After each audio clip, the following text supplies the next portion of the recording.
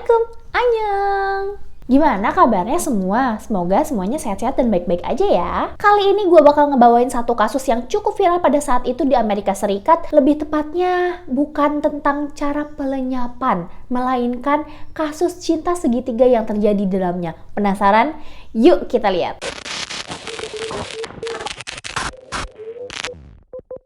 Kasus kita kali ini adalah tentang cinta segitiga dan pelenyapan gadis yang dicintai tapi ternyata pura-pura. Gue bakal kenalin dulu satu karakter utama yang ada di kasus kita kali ini. Nicole M. Abu Sharif. Wanita ini terakhir pada tanggal 14 September 1980 di Chicago, Amerika Serikat. Seperti basic-basic pelaku pelenyapan kasus-kasus lain, Nicole juga sama memiliki latar belakang yang sangat buruk. Dari kecil, Nicole udah ditinggalin sama mamanya yang kabur dari rumah. Dan dia tinggal berdua dengan ayahnya. Tapi ayahnya ini sayang sama Nicole, meskipun ayahnya ini adalah seorang pecandu minuman-minuman keras. Selanjutnya, ketika ia menuju dewasa, dia tuh kelihatannya kayak tomboy banget. Dia tuh lebih suka pakai celana jeans sama sepatu kets kemanapun dia pergi. Yang nggak kayak cewek-cewek biasanya pakai rok, pakai dress, pakai heels gitu guys. Ia juga lebih memilih untuk berteman dengan laki-laki ya. Kebanyakan jadi temennya tuh laki-laki. Dan dia juga banyak nih berpindah-pindah tempat kerja gitu guys. Tapi pada saat itu Nicole akhirnya menetap di satu pekerjaan, yaitu penjual kamera keamanan atau CCTV. Selain tomboy, Nicole juga mempunyai hubungan sesama jenis dengan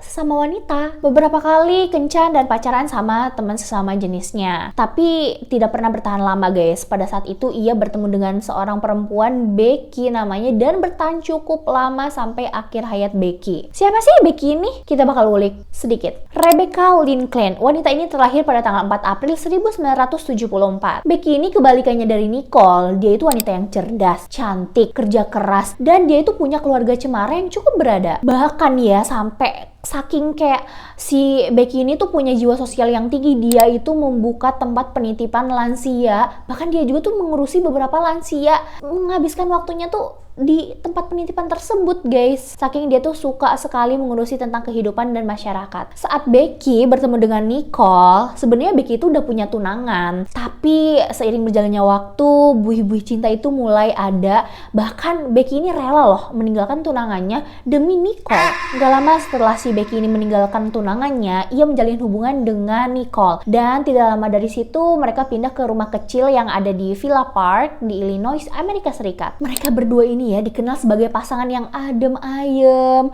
terus gak pernah ribut, gak pernah kedengeran cekcok. Menurut semua tetangga Nicole dan Becky, mereka berdua ini tuh so sweet banget.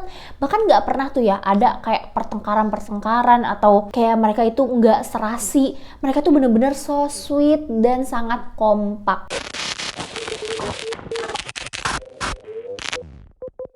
Setelah 7 tahun berhubungan, Becky itu punya kayak mendapati kenyataan yang sangat-sangat buruk guys. Ternyata Nicole yang telah 7 tahun bersama Becky ini mulai merasa bosan. Nicole juga kayak ngerasa aduh jenuh banget nih sama Becky. Dan diem-diem Nicole ini berselingkuh di belakang Becky. Nicole ini mencari pasangan untuk dijadikan selingkuhan di salah satu aplikasi yang namanya MySpace. Dan dia bertemu dengan salah satu gadis lugu berusia 19 tahun bernama Rose Sadaro. Pada saat mendekati si Sadaro ini ya, Nicole itu banyak melakukan kebohongan-kebohongan. Misalkan nih ya, si Nicole itu pernah cerita bahwasannya dia tuh pernah menjadi pemadam kebakaran yang membantu mengevakuasi korban-korban dari 9/11 yang gedung kembar itu loh guys. Terus dia juga cerita bahwasannya dia punya kayak penyakit yang mematikan dan pernah pokoknya diganti hatinya itu dengan hati cangkok. Tapi karena dia itu kecanduan minuman-minuman beralkohol atau minuman keras, si hatinya ini tuh tetap sakit lagi. Padahal hatinya itu hati baru yang tadi cangkok dari salah satu donor. Gak tanggung-tanggung guys. Bahkan ya si Nicole itu pernah ngajak si Sadaro ini ke rumah duka untuk memilih peti. Untuk kayak, Sadaro, nanti kalau aku pergi, tolong ya kamu ke tempat duka ini, aku mau milih peti untuk kematianku sendiri dan aku ngajak kamu untuk beli peti ini. Ya ampun, sampai segitunya kayak pengen punya simpati dari si Sadaro ini loh guys. Setelah deket, akhirnya si Nicole ini cerita ke Sadaro bahwasannya ia memiliki teman sekamar, teman baiknya kayak sahabat itu namanya Becky. Dan dia juga cerita loh sama Becky ya. Jadi Nicole bilang ke Becky bahwasannya dia mempunyai teman dekat yang baru yang bernama Sadaro. Jadi mereka berdua ini dikelabui sama si Nicole. Puncak kasus ini bertepatan di tanggal 15 Maret 2007. Pada saat itu, Becky dan Nicole ada di rumah kecilnya di Villa Park itu. Dan mereka tuh sedang mempersiapkan pesta ulang tahun untuk salah satu kerabatnya Becky. Namun pada saat itu, si Nicole ini nggak banyak ngebantu karena dia bilang mengeluh bahwasanya punggungnya itu sakit dan dia tuh pengen rebahan aja di sofa. Setelah selesai, nih saudaranya kan pulang ya setelah mempersiapkan acara ulang tahun ini. Akhirnya, si Becky ini nanya ke Nicole, ada lakban nggak? Soalnya aku butuh lakban nih. Dan Nicole itu pergi untuk membeli lakban keluar. Dan tahu nggak apa yang dilakukan Nicole setelah kembali membeli lakban? Nicole langsung mencengkram leher pernapasannya Becky sampai ia lemas, dan langsung lakbannya itu dipakai untuk ngiket tangan dan juga kakinya Becky. Setelah itu mata Becky ditutup dengan bandana dan ditutup juga kepalanya dengan plastik. Tapi sebelum ditutup kepalanya dengan plastik, mulutnya Becky juga disumpal dengan kertas-kertas. Ya ampun, kebayang gak sih hari itu bakal terjadi kejadian kayak gini? Setelah Becky dilenyapkan, akhirnya tubuh Becky ini dipindahkan ke bagasi Mustang punyanya si Nicole, mobil tahun 1966. Lebih parahnya lagi, setelah kejadian yang ia perbuat, Nicole ini tuh gak punya rasa kayak bersalah, cemas, takut. Bahkan dia itu mengajak si Sadaro untuk ketemuan. Bahkan mereka melakukan makan bareng, main bowling, dan ya kencan berdua dan melakukan hubungan terlarang juga.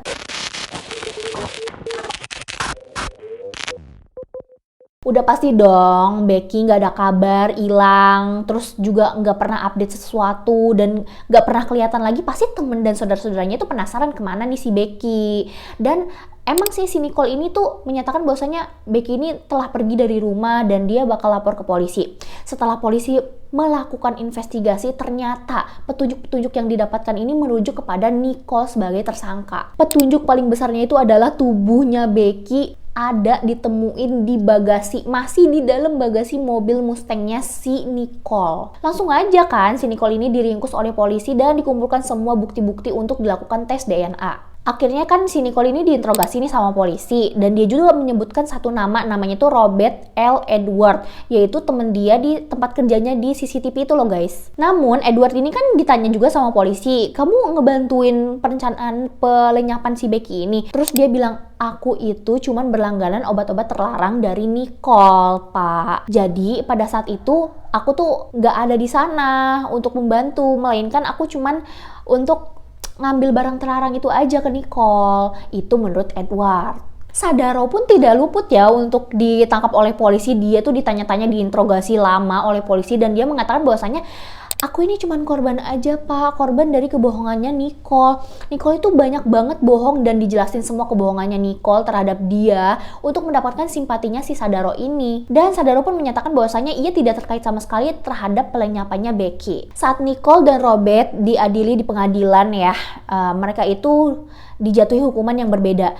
Si Edward itu dijatuhi 75 hari penahanan karena awalnya menutupi kenyataan untuk keadilan tersebut. Dan Nicole ini guys, aduh ya ampun, menurut aku sih pengadilan juga kurang adil gitu melakukan keputusan bahwasannya Nicole ini melenyapkan Becky itu bukan cuma hanya karena dia sedang selingkuh sama si Sadaro, tapi melainkan dia juga mengincar harta, yaitu adalah asuransi jiwa sebanyak $400.000 Amerika Serikat pada saat itu. Tentunya pengacara Nicole ini membela Nicole dong. Dia bilang bahwasanya Nicole itu tidak seburuk itu kok melakukannya sendirian. Nggak mungkin lah Nicole ini membopong tubuhnya Becky ke dalam bagasi sendirian padahal dia sakit punggung.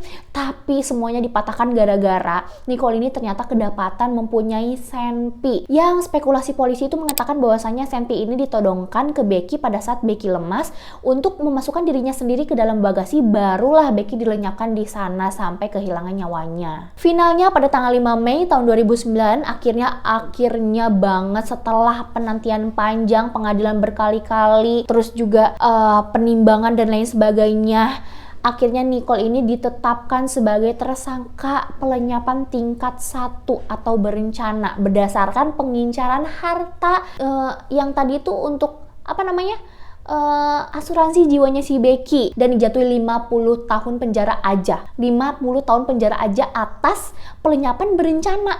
Menurut kalian gimana nih?